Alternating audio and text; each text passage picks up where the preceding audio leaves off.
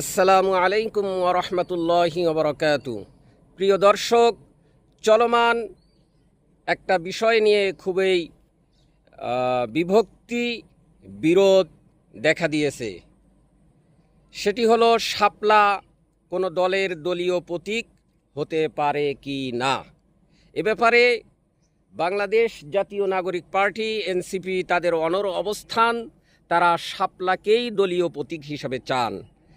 আর বাংলাদেশ নির্বাচন কমিশনারের প্রধান এবং ইসি সচিব তারা সুস্পষ্টভাবে জানিয়ে দিয়েছেন যে শাপলাকে প্রতীক হিসাবে কারো দলীয় কোনো দলের দলীয় প্রতীক হিসাবে বরাদ্দ দেওয়ার এখতিয়ার তাদের নেই। এ ব্যাপারে তারা যেই যুক্তি তুলে ধরেছেন সেই যুক্তি অনেকের কাছেই যথাযথ সঠিক যুক্তি বলে বিবেচিত হয় নাই। তারা বলার চেষ্টা করেছেন যে প্রতীকের তালিকায় শাপলা ফুল নেই। এটা আসলে যথাযথ বক্তব্য আমার কাছেও মনে হয় না। প্রতীক হিসাবে তালিকার মধ্যে নেই, সেটাকে অন্তর্ভুক্ত করা যেতে পারে। কিন্তু আমার কাছে যেটা মনে হয় যে শাপলা কোনো দলের জাতীয় দলীয় প্রতীক না হওয়ারও হয়তোবা কারণ থাকতে পারে।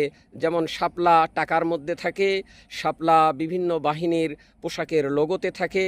সেই দিক থেকে শাপলা কোনো দলের দলীয় প্রতীক হয়তোবা নাও হতে পারে। এ ব্যাপারে আমি বাংলাদেশ জাতীয় নাগরিক পার্টি এনসিপিকে বলবো, আসলে কোনো প্রতীক কোনো দলকে কোনো ব্যক্তিকে বড় করে তুলে ধরে না, বরং দল ব্যক্তি প্রতীককে বড় করে তুলে ধরে। এ ব্যাপারে এই চলমান বিরোধকে আমরা এইভাবে হয়তোবা নিরসন করতে পারি যে তারা চেয়েছেন শাপলা ফুলকে দলীয় প্রতীক হিসাবে, তো সাদা শাপলাকে দলীয় প্রতীক হিসাবে যদি দিতে কোনো ধরনের বাধা বিপত্তি সৃষ্টি হয়, আমার মনে হয় যে লাল শাপলাকে জাতীয় নাগরিক পার্টির দলীয় প্রতীক হিসাবে দেওয়া যেতে পারে।